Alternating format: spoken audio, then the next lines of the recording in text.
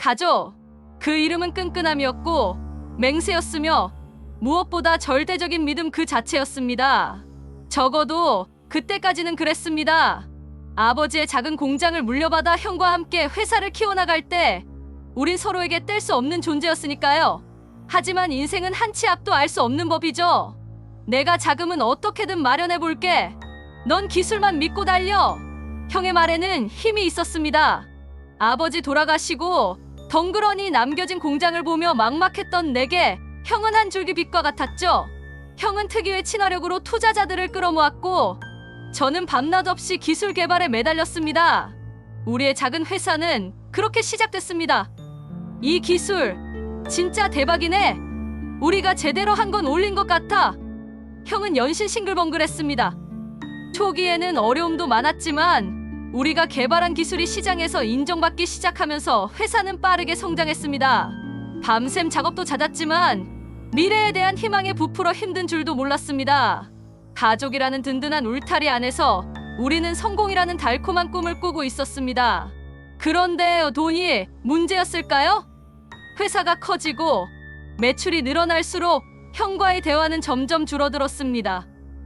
예전에는 밤새 술잔을 기울이며 회사의 미래를 이야기했는데 어느 순간부터 형은 바쁘다는 핑계로 자리를 피하기 일쑤였습니다. 이상한 낌새를 느낀 건 그때부터였습니다.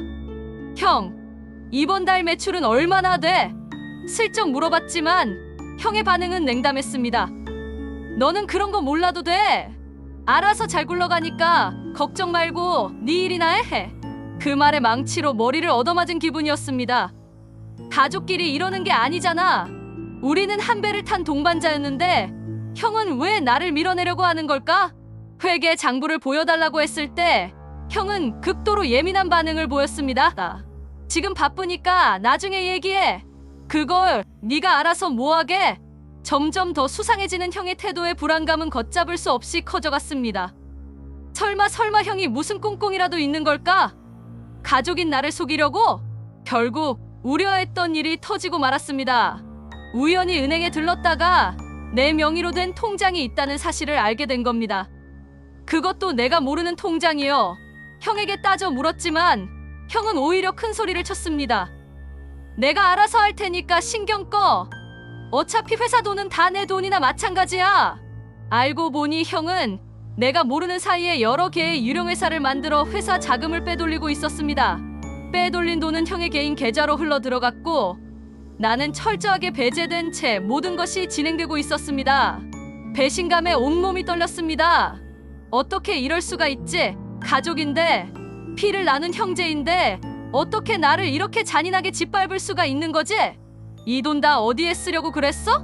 떨리는 목소리로 형에게 물었습니다. 형은 냉정하게 대답했습니다. 네 목까지 내가 더 넣었으니까 당연히 내 거야. 그 순간 형과의 관계는 완전히 끝났음을 직감했습니다. 더 이상 그에게서 가족의 따뜻함은 찾아볼 수 없었습니다. 오직 차가운 욕망만이 형의 눈동자에 가득했습니다. 결국 우리는 법정에서 마주하게 되었습니다.